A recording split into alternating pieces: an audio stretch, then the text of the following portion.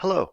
This podcast is on orbits of planets and satellites. We're going to take a look at circular orbits and the role that forces and energy play in them. Then we're going to move on and look at Kepler's 3 laws of planetary motion. We're going to study 2 conserved quantities in elliptical orbits, angular momentum and energy. And finally, we're going to look at escape velocity and binary orbits.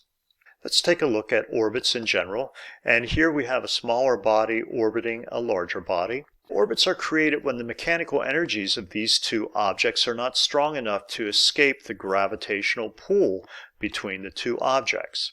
In this case, the radial component of their gravitational forces acts to curve the path of the objects into a continuous circular or elliptical orbit. The 2 objects which act as a system orbit about the system's center of mass. If one object is much more massive than the other, then the smaller object appears to orbit the larger object because the system's center of mass lies within the larger object. Let's take a look at this, and let's pretend this is Earth and the Moon orbiting it. We can show Earth's center of mass with a black dot, and we'll show the system's center of mass with a red dot. The Moon and Earth are orbiting about this center of mass, but it looks like the Moon is orbiting the Earth because the center of mass for the system lies within the Earth's surface. In fact, it's about 3/4 of the way between the center of Earth and its surface. Let's look at a special type of orbit, a circular orbit. We know that the radius is constant and the tangential velocity or the orbital velocity is constant. And that's because all of the gravity force is in the radial dimension. There is no tangential component of the gravity force. Well, we can use this to set our centripetal force equation equal to our universal gravitation equation, and that gives us an expression v squared equals g times m divided by r. That's capital G and capital M. And this is important because we can use this equation to derive expressions for our different orbital quantities. So for instance, we can solve for orbital velocity.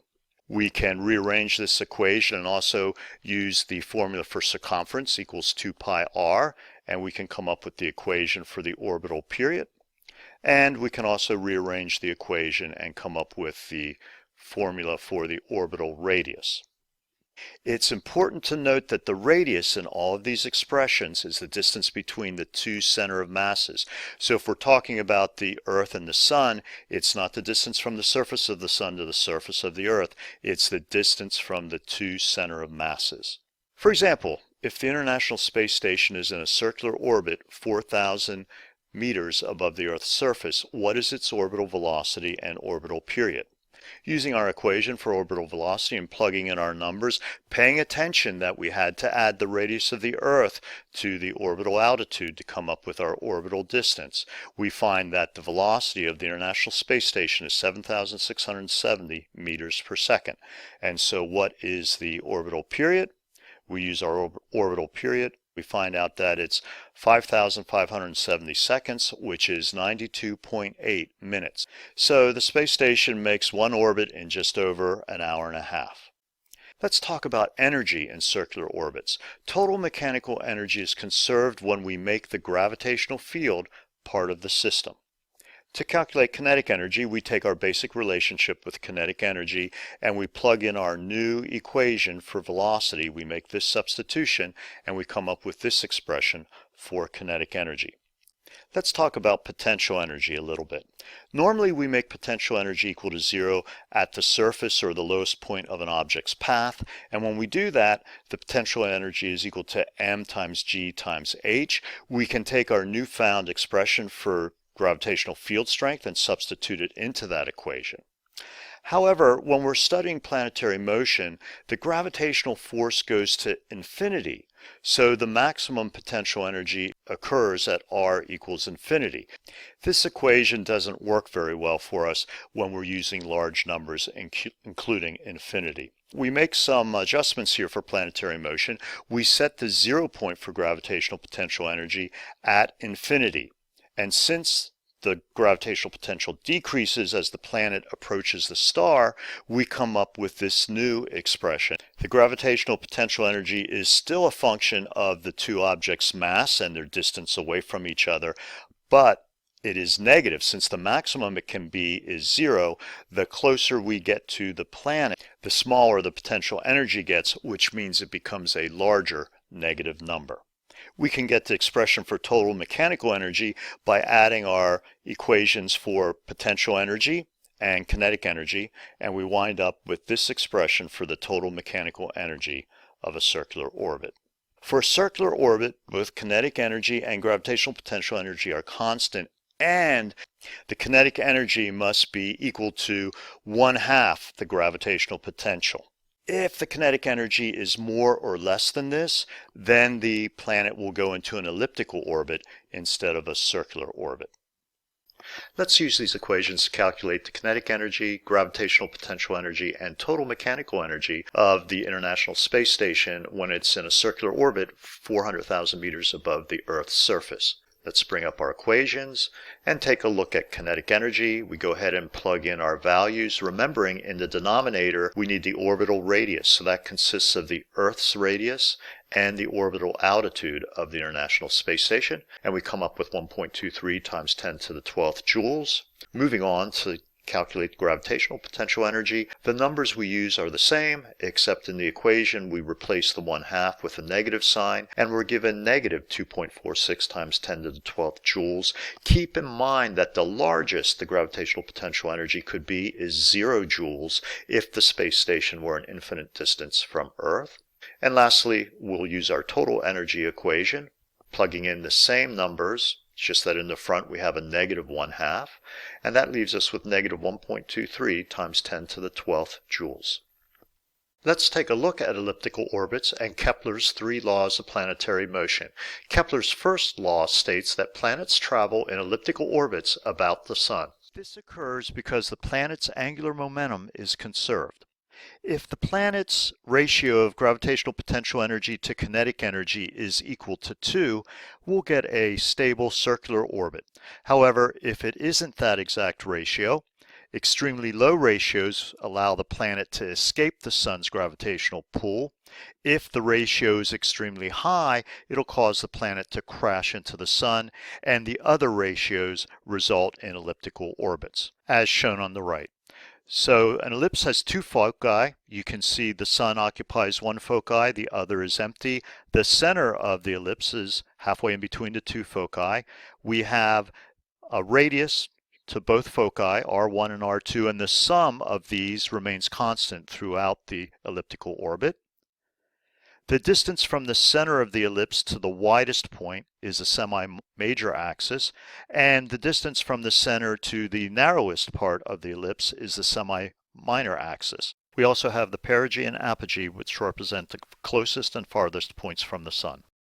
The second law is the law of areas, and it states that the planet's radius vector sweeps out equal areas for equal times because angular momentum is conserved. Let's look at the elliptical orbit to the right. This is for Mercury, and we can see that for equal periods of time, the area swept out by these triangle shapes is equal.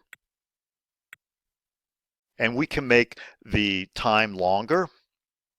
And once again, these triangular sectors are going to be equal in area.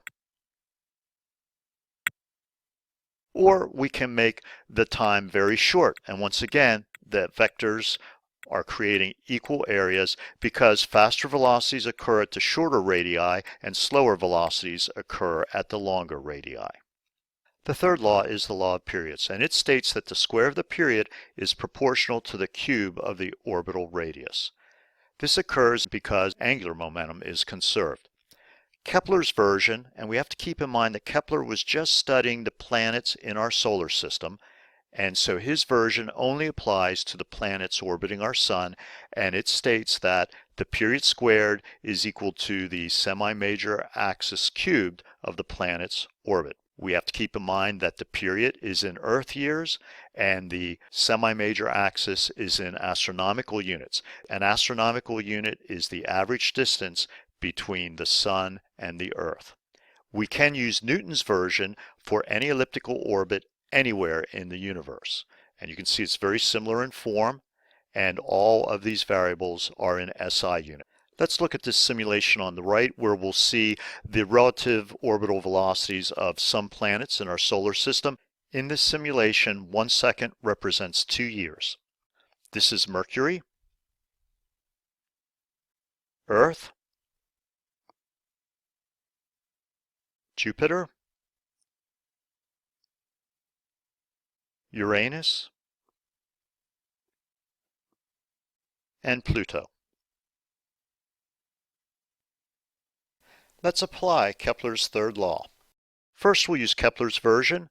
We have Saturn traveling in an elliptical orbit around the Sun. Its semi-major axis is 9.582 astronomical units. That means it's that much longer than Earth's semi-major axis. We need to find the orbital period in Earth years. So these units allow us to use Kepler's original version. And we go ahead and plug in our semi-major axis, and we find out that Saturn's orbital period is 29.7 years. Let's move on and use Newton's version, because this version of the third law allows us to study any elliptical orbit anywhere in the universe. In this problem, we're going to be studying the moon traveling around the Earth and find its orbital period.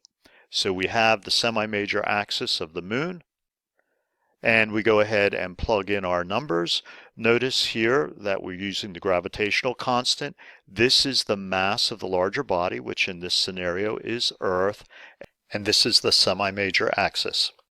And we wind up with the answer in seconds, and if we convert it to days, the orbital period is 27.5 days. Moving on from Kepler's laws, let's take a look at two conserved quantities. The first one is angular momentum. The gravity force is always going to be parallel to the radius vector. So we notice over here, they're always going to be parallel. Hence, no torque is applied to the planet. Hence, angular momentum is conserved, which means that the angular momentum at any point in the orbit is going to be equal to the angular momentum of the planet at any other point in the orbit. The velocity vector is always going to be perpendicular to the radius vector. Therefore, the term mvr sine phi is going to be mvr, because sine phi is always going to be 1, since the vectors are perpendicular.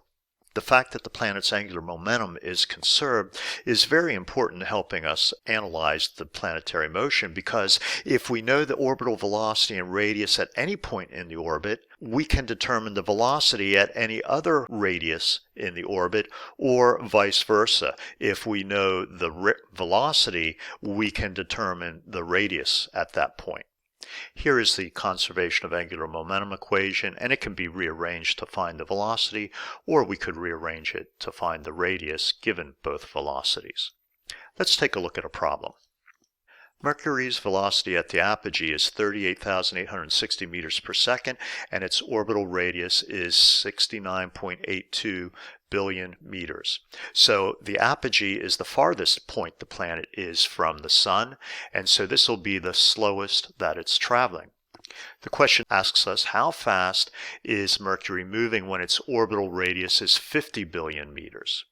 Well, we can use our equation up here, plug in the numbers, and we find out that it's moving 54,260 meters per second. And of course, in an elliptical orbit, the velocity and radius are inversely proportional. So as the planet gets closer to the Sun, its velocity is going to increase. Let's move on and look at energy. This quantity is also conserved. For elliptical orbits, the radius and velocity can vary throughout the orbit, so we can't treat them as being constant like we can in circular orbits. However, our energy equation is very similar for elliptical orbits. The only difference between that and the circular orbit is the r, which is here in the circular orbit version, is replaced with a, the semi-major axis. You can think of the semi-major axis as the average orbital radius of an elliptical orbit. The formula stays the same for gravitational potential energy because r is the distance between the center of masses of the two bodies, and we can find the kinetic energy by subtracting the gravitational potential energy from the total mechanical energy, and that leaves us, after some algebraic manipulation, with this form. Notice it's a function of both the radius and the semi-major axis. Keep in mind in elliptical orbits that the potential energy and kinetic energy change. They're not constant. From there, we substitute this common expression for kinetic energy. We go ahead and rearrange the equation to solve for velocity, and this is the equation that we get. Keep in mind that velocity and radius change during the orbit, but the semi-major axis is constant. Now this expression here is a nice, easy expression to use for velocity. However, it's not on the reference sheet for the AP exam. So you can memorize this, or let me show you a way to calculate velocity using two equations that are on the reference sheet. We want to find Mercury's velocity 60 million kilometers from the Sun's center of mass. However, we aren't given any additional velocities or radii, but we are given the semi-major axis of 57.91 million kilometers. So when we have this information, we want to use our total energy equation from the reference sheet. Now on the reference sheet, the denominator will have r in it, but for an elliptical orbit, you want to use a, the semi-major axis, because that is the average radial distance. We go ahead and plug in our values: gravitational constant, mass of Sun, mass of Mercury, divided by the semi-major axis, and we find out that the total energy of the planet is this much.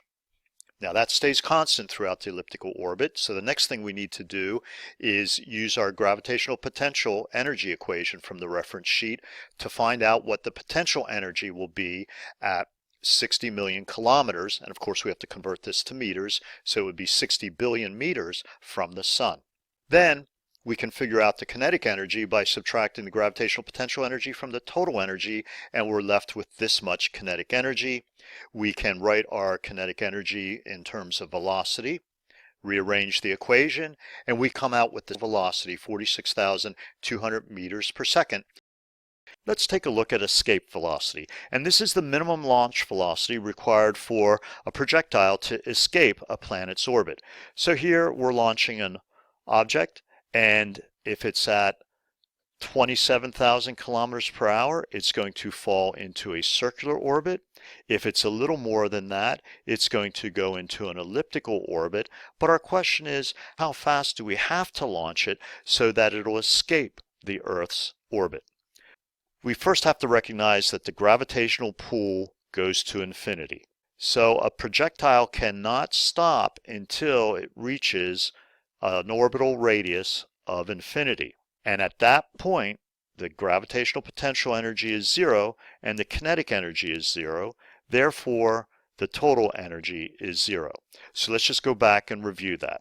If we're escaping Earth's gravity, and since Earth's gravity goes to infinity, the projectile cannot stop until it gets to infinity. Therefore, the total mechanical energy at the launch also has to be equal to zero. Now at the launch, the projectile, let's say it's a rocket, is going to have kinetic energy and gravitational potential energy, so we can use these expressions to calculate it, and we can set them equal to each other.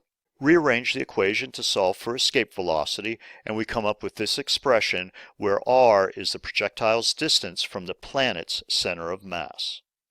Let's take a look at a problem. Here we have a space shuttle. It's orbiting 560 kilometers above the Earth's surface at a velocity of 7,580 meters per second. The crew wants to head toward the moon. What velocity must they achieve to escape Earth's orbit? We take our equation and plug in our values, keeping in mind that we have to use the distance from the Earth's center of mass, so we need to add the Earth's radius to the orbital altitude. And we find out that if they increase their velocity to 10,720 meters per second, they will escape Earth's orbit and they can head on to the moon. This escape velocity is less than the escape velocity if they were being launched from the Earth's surface. That velocity would be 11,180 meters per second. And the reason it's less is because they're closer to the edge of the Earth's gravitational field, so they don't need as much energy to get to infinity. Let's take a look at binary orbits.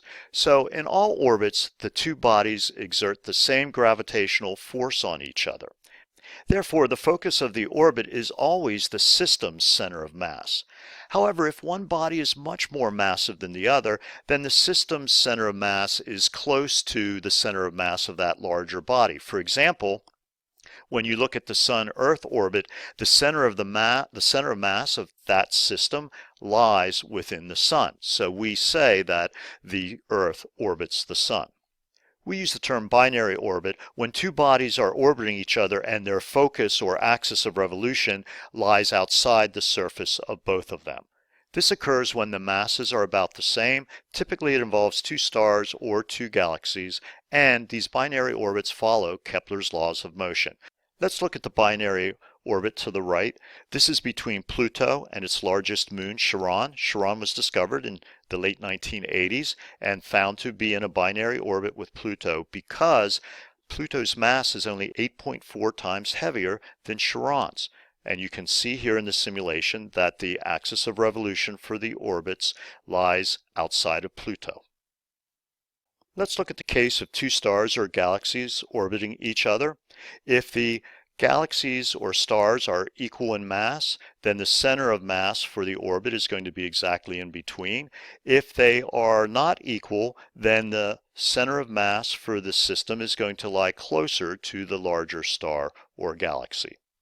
And so to analyze these, we'll assume that they're in circular orbits, and we need to start with the centripetal force being equal to the gravitational force, but we have to keep in mind R has different meanings. In the case of the centripetal force equation, R is the distance between the star and the system's center of mass, because this is dealing with the orbital path. And on the right-hand side, this is the universal gravity equation, and so R involves the distance between the two stars or galaxies. That leads us to the relationship between the centripetal force of star A, star B, and the universal gravitational force between the two stars. Let's take a look at this. So we have two stars orbiting each other in a circular path. Star A has a mass 3m, star B has a mass of m, and the two stars are a distance of 4r from each other. What is the velocity of each star in terms of m, g, and r? The first step is to set up a sketch here because we need to find the center of mass for this system, and it's just a linear center of mass problem, and of course the center of mass for the system is closer to the larger star.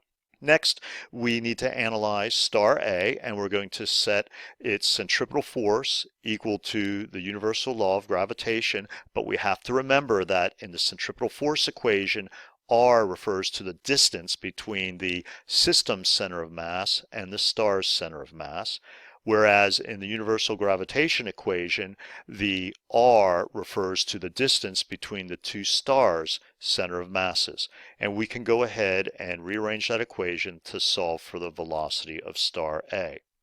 Similarly, we can go ahead and solve for the velocity of star B.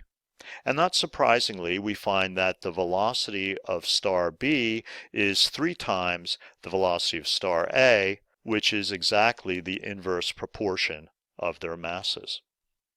Let's look at the total energy of this binary star system. The total energy is made up of each star's kinetic energy, but the potential energy is based on the mutual attraction between the two stars. We need to remember any quantities or equations involving gravity uses the distance between the two stars for R, and any quantities or equations based on the orbital path, such as the centripetal force equation, uses the distance between the star and the system's center of mass as R. Once we keep that in mind, it's pretty straightforward. We just set the total energy equal to our kinetic energy expression for each star, and the universal gravitation equation for the force between the two stars. And that leads us to this expression for the total energy of this binary system. Well, that wraps up all the concepts we want to learn in this podcast. Let's summarize what we've learned. The radial component of gravity is the impetus for orbits. Kepler developed 3 laws of planetary motion. The first one states that planets orbit the sun in elliptical paths.